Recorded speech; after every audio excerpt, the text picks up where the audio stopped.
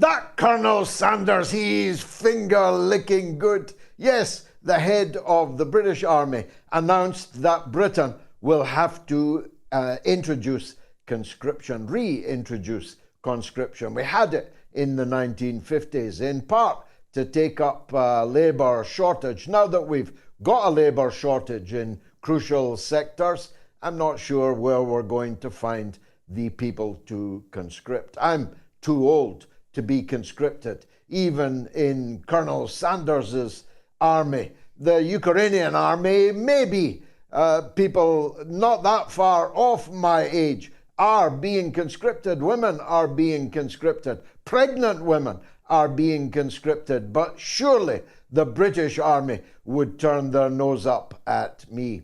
I'm not a pacifist, let me say right at the beginning.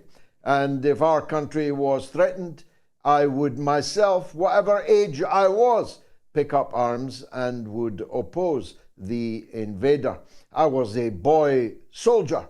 I passed my Part 1, unlike Lord George Robertson, who then went on to become Defence Secretary, head of NATO, and is now warning that if we don't beat Russia and Ukraine, our enemies, he says, will dictate the course of world events. He was a boy soldier too, but he failed his Part 1. I was able to strip an SLR rifle in the dark and reassemble it. I gave serious thought as a 14-year-old to joining the Royal Marines, even went on manoeuvre with them at Poole in Dorset. So I'm not a pacifist, but I'll not be joining your army, Colonel Sanders. However finger-licking good you make war with Russia sound. And by the grace of God, I have 3 sons, and none of them will be joining your army either. I have 3 daughters, and none of them will be joining your army either. Because Russia is not our enemy. China is not our enemy. Your Prime Minister, your government, and Her Majesty's opposition, they are our enemy. They are the people who have betrayed Britain. They are the people who have failed to secure that most essential of services: peace, stability, freedom from crime, prosperity, and hope. It is the system, Colonel Sanders, that you and Mr. Shapps or Green or whatever his alias is today, who are the real enemy of the British people. Mr. Shapps promised us not one war, at least Colonel Sanders only wants us to fight one war against Russia. Mr. Green, the Defence Secretary, he says we'll have to fight 4 wars in the foreseeable future. Against Russia, against China, against Iran, and against North Korea. Maybe against all 4 of them at the same time, which you've got to admit is ambitious for a country with an armed force of 85,000 people. For a country without a steel industry at all soon, if and when Port Talbot closes. A country that has virtually no shipbuilding industry left. A country that is so industrially weakened as to be in a kind of industrial palsy from which our people are struggling to emerge, and on which Brexit has done absolutely nothing to rescue us when we had the opportunity for the first time in more than 40 years to strike out in a new direction. Automatically friends of none, automatically enemies of none. We could have been an independent country after Brexit. We could have freed ourselves from the shackles of von der Leyen and Borrell and the unelected bureaucrats who rule over us from Brussels. But no, this so-called Conservative government has completely dropped the ball on Britain's independence. They have thrown what benefits there could and should have been of Brexit all away. The wars that they have in mind to send our conscripted soldiers to. That's your son, by the way, your grandson, maybe your daughter, maybe your granddaughter. And if they're transitioning, they won't escape the call up either. In fact, I might have a special brigade for them, maybe in the Scottish regiments. These are your children.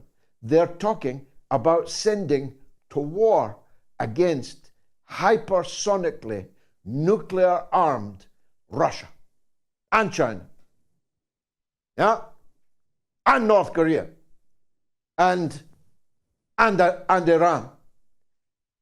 Which begs this question. I know that Mr. Shapps wouldn't know one end of a rifle from another. I know that Mr. Shapps could not fight his way out of a wet paper bag. In fact, getting on as I am, nearly 70, I'd fight Grant Shapps myself. Let's do it, Grant. Let's do 3 rounds for service charities. Heaven knows our servicemen need it. They're begging on the streets of London, soldiers in distress. So Grant Shapps doesn't know one end of a rifle from another, but I presume that Colonel Sanders, who led our retreat from Basra and led our retreat from the Helmand province, in both theatres of war, we scuttled out defeated by the local resistance. But that notwithstanding, he got a knighthood. He knows, presumably, one end of a rifle from another. And so he knows this, that there would not even be time for our conscripted sons and grandsons to get on a train for Lithuania or Latvia or whatever other hellhole in the Baltics he would be sending them to for this war. There would not be enough time for them to reach there by train before our war with Russia turned nuclear. Now, it was pointed out just the other day that this war with Russia, that a NATO general, a member of the General Staff of NATO, says is definitely coming within 20 years. And he gave some helpful tips. He advised everyone to get a flashlight and make sure there are spare batteries. Although if the war doesn't come to the upper end of his predicted timescale, 20 years, the batteries might be flat by then. He really did say that. Make sure you've got a flashlight and batteries, and presumably some tins of beans, and presumably a cupboard under the stairs in which to shelter. But the truth is, as anyone who has seen Oppenheimer, which deservedly is sweeping the boards in the awards ceremonies, anyone who has seen it, and anyone who's done the maths, that today's nuclear weapons are 1,000 times more powerful than the atomic weapon developed at Los Alamos by Mr. Oppenheimer, knows that neither a cupboard under the stairs or a flashlight or a conscripted dad's army is going to do anybody any bit of good if we go to war with Russia. Because Russia is bristling with intercontinental ballistic nuclear missiles. Do you really think it isn't going to use them? Do you really think that in a war with NATO, that nuclear weapons will not quickly be deployed as soon as one side begins to gain an advantage over the other? Because if you think that, you are a fool. Do you think Russia's going to allow itself to be overrun by an army commanded by Colonel Sanders and Grant Shapps, while sitting on top of its nuclear arsenal, able to wipe out all of its adversaries in an instant? If you think that, you are a fool. So what is all this talk about conscription about? Are these hastily conscripted, poorly trained, poorly armed, bloody infantry going to get on board our aircraft carriers stuck together with glue? Our warships that crash into each other on active service? Are they going to join this army that would comfortably fit into Aston Villa's football ground and go and fight Russia? Or, as Shapps says, Russia and China and Iran and North Korea? Are we led by maniacs, lunatics, or criminals who are softening us up for something else? Is the war psychosis they are seeking to generate a diversion from the utter, absolute failure? Somebody wrote to me the other day. I regarded it as a joke. Maybe, he said, they're getting ready to form a national government and cancel the British general election. I laughed. I thought it was totally absurd. But I'm not laughing now. Something is up. These lunatics are up to something, and they are in charge of our asylum. Mind you, the anti-war movement is in a parlous state also. You'll recall I reported at some length on Sunday how I and my colleague Chris Williamson, the former MP, Corbynite extraordinaire, had both been banned from speaking on a platform with the aforementioned Mr. Corbyn at a march that we and our families were on in the bitter cold in Birmingham on Saturday. You'll recall that later in the show on Sunday, somebody phoned up and said, good news, they've begun to retreat.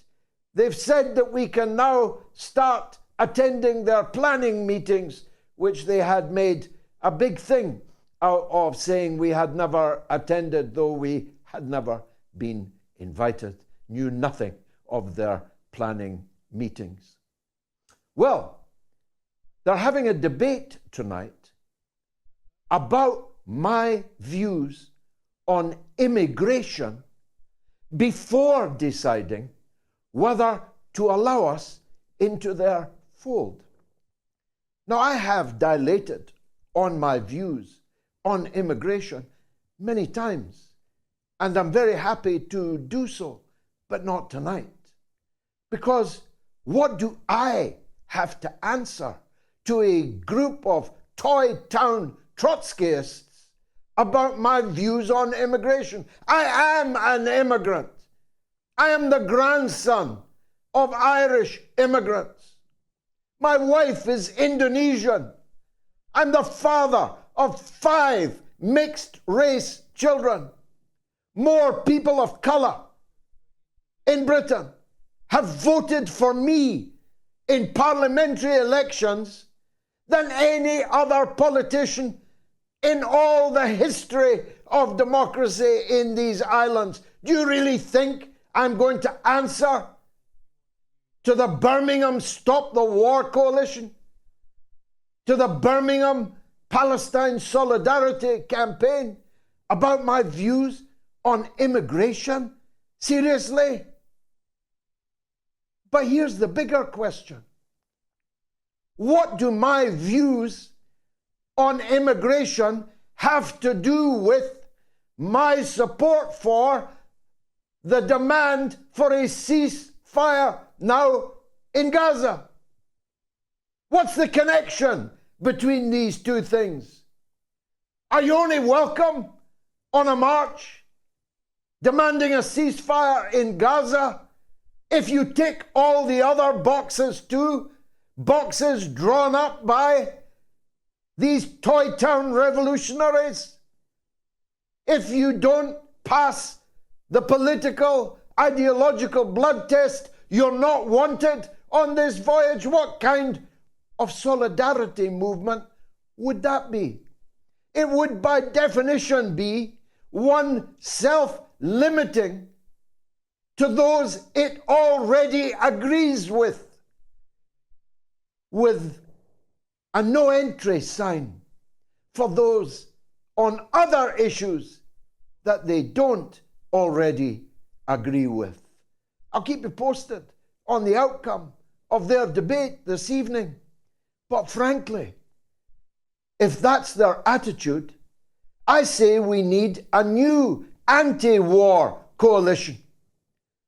No to NATO, no to conscription, no to war.